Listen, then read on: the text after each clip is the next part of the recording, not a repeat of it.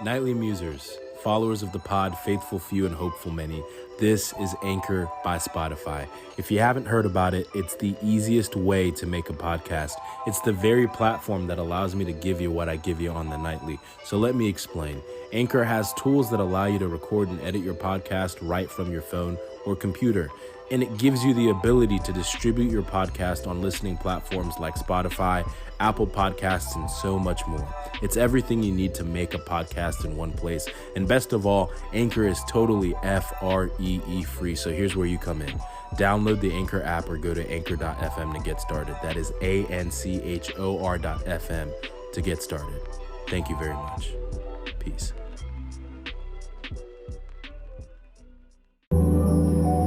Good evening, Nightly Musers. This is your host, Tinayeshe. Music brought to you by Low Fly Productions. You should check them out. And today's episode, I'm going to be talking about The Adam Project.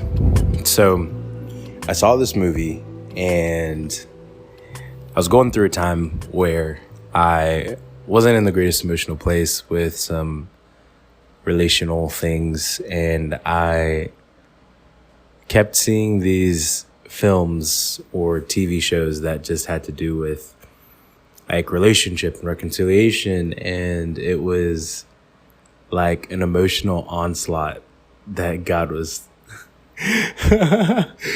putting me through. And it was really funny because I like Mark Ruffalo, and I was intrigued by this movie, and Ryan Reynolds is funny to me. And so here I am watching this film and not knowing what I'm getting into. Great movie on Netflix. And we're at the end of the movie. I'm not going to spoil it, but the dad, Mark Ruffalo, and the son, Ryan Reynolds, they're exchanging... they're having an exchange, and Mark Ruffalo, his character, looks at his son with the most inviting, warm eyes, and he just says, "You're my son, and I love you." And he just kept repeating it and repeating it and repeating it. And it was like, I'm going to keep saying, "I love you," until you believe it. Not for me, but like, I'm gonna keep saying this until you believe it for yourself. And man, that movie messed me up. It got me to do something I've never done before. Me and my buddy Chad, when we were young high schoolers, idiots, just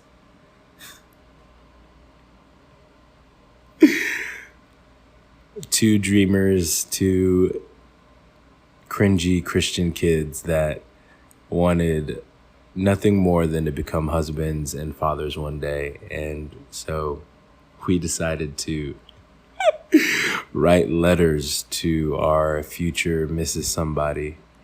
And Chad did it, and I'm pretty sure he kept up with it for a while. I did it, and it was not the healthiest thing for me, just because I like spiraled into like, I don't know, I think in my mind it was always you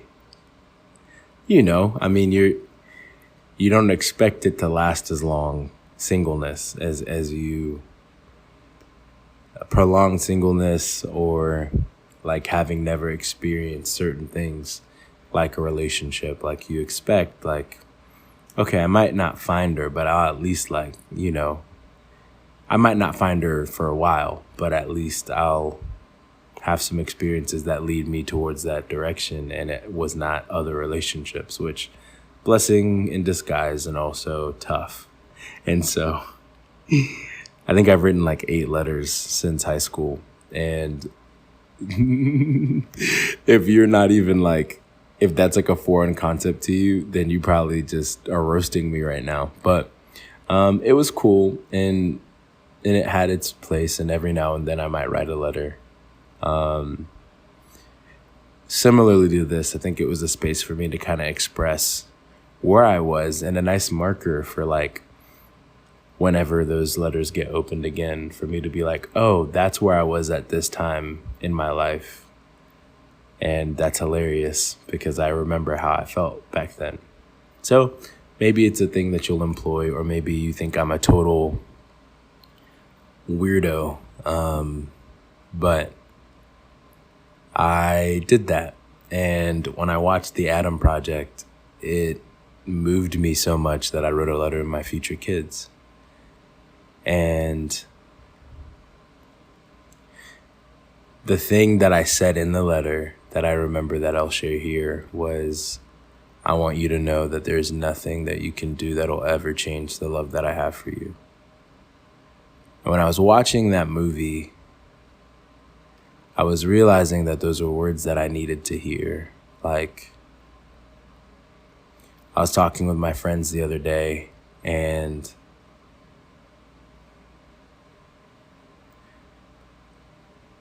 in our group Bible study thing, and in a conversation about prayer, I mentioned, like, sometimes I can know something in my head or my heart, like, to be true conceptually or theologically. But if I never hear it, or I never actually see it physically expressed, I'll never fully know. My buddy Chase, who I've referenced a lot, I texted him one time and I said, I love you. I think it was Chase. And he said, love you too. And I said, make that ish personal, boy. Put the I in there. And I think I saw somewhere on Instagram or somewhere where it was just like, normalize saying I love you, like, not just love you or whatever. Like, it just, there's certain things that the way you say it changes how it feels or how it's received. Love you, I can say that. I say that to my mom, I say that to my sisters, and it's true. But when I say I love you, it feels different. And having those people in my life that it's like, nah, bro, like, I love you, like, and I am thankful for you, and I need you to know that, or I'm proud of you. Like, when I'm with my kids, when I coach, it's important for me to tell them that I am proud of them, but it's also important for me to tell them, like, that you should be proud of yourself for what you've done. Like, there is a element of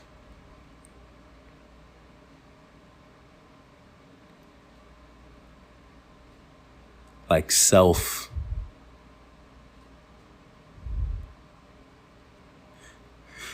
like your perspective of self is important, and an affirmation is also something that I believe is important as well. And so as a coach, I can find myself, I'm the corrector, right? I'm the teacher, I'm the corrector, I'm the person that is supposed to support you, but I'm also mainly trying to get you to polish yourself, right? I'm helping you become more polished, more skilled, and a lot of that has to do with me pointing out what's wrong and showing you what needs to be improved.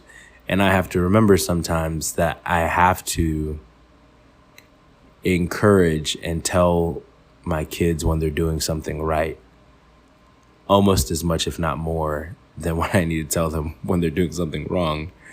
Because if you could be improving, but if I only tell you when you're messing up, you'll never feel like you're actually succeeding. And so I have to learn to celebrate with them just as much as I have to learn to correct them. And I one of the things that I'm in this group, and one of the things that we talk about, it's accountability. It's like, guys, we do this thing where all we do is kind of talk about when we're tempted, or not when we're tempted, like when we struggle, when we sin. And it becomes kind of a confessional, but we don't do a good job of celebrating our wins, celebrating when we've looked temptation in the face and said no, or reaching out and asking for help, and learning to be every aspect of accountability, like learning to actually journey with somebody in every facet, celebration, correction, like comfort, support. That is true accountability to me. That is true relationship to me. And my best friends are people that I can comfort, people that I can laugh with, people that I can cry with, people that I can listen to, talk to, vent to. Like it's a all-encompassing relationship. And sometimes I might need to check them, and sometimes I might need to I might just need to be an ear. And knowing the difference, knowing when to do that is something that you grow in, but it's also a communication thing. Like my sisters, I love them, and they know that I'm a physical touch person and that I'm also a quality time person. And so learning, but we're also in different stages of life. They be getting tired. And so like if I want to spend a lot of time with them, sometimes I have to like get there earlier, which is important because I know that late at night they might not, be able to hang, which is cool. They're old, right? I love y'all though. And they know that I'm a physical touch person, and I irritate the mess out of Danielle because I'm always trying to hold her hand, give her a kiss on the cheek, ask for a hug, ask her to like give me her hand so I can give her a kiss on the hand and stuff like that. Or I'll just be like, I'll put my hand out and just be like, can you hold my hand? But I won't say it. I just like hold my hand out, and then they look at me like, fool, what you want? And they know that about me, and I know that it kind of annoys them, but I still do it. And so within that, like, is a playful, jocular type relationship where I'll do it and they'll reject me. But then every now and then they actually do it because they know that, yeah, we're joking, but also Kennedy is a physical touch person. And so like, obviously I know that they're not rejecting me, but at the same time, there's that give and take of allowing each other to be who we are and giving each other what we need.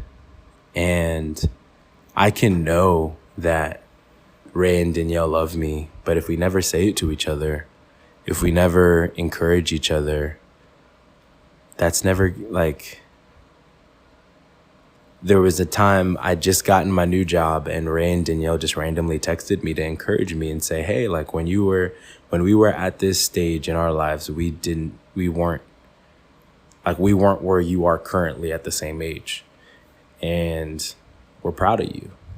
And I remember I was walking somewhere, I saw the text, and it just was like, dang, like I didn't know I needed that. Like a lot of times this is going to be annoying because the HVAC thing just shut off and now it's going to sound way better. But it's fine. I didn't know I needed that, but it was such a blessing to hear because sometimes you just need to know like that somebody's proud of you. And sometimes you need to hear it to remember like, hey, like I'm on the right track. And so back to this movie, his eyes were so inviting and so warm, and his words were so pointed and comforting that it really felt like, man, is Mark Ruffalo Ryan Reynolds' dad? Like it was an incredible acting job, but it really just felt like, man, that's how God views me. That is what I need to hear from people that I love and that I look to for that love. You are my son, and I love you. How can we walk in that truth? How can we live in that? And so I'm going to stop here because I'm not trying to cry while recording an episode because I ain't here for that right now. But next episode, I think I'm going to expound on this concept with another piece of wisdom or that I received through an experience that came from a really sweet moment. And so thank y'all for listening. Shout out Mark Ruffalo. If you listen to this, that would be freaking amazing. But dude, thank you for that scene. And for my future little, I can't say the word that I was going to say. For my future little minions.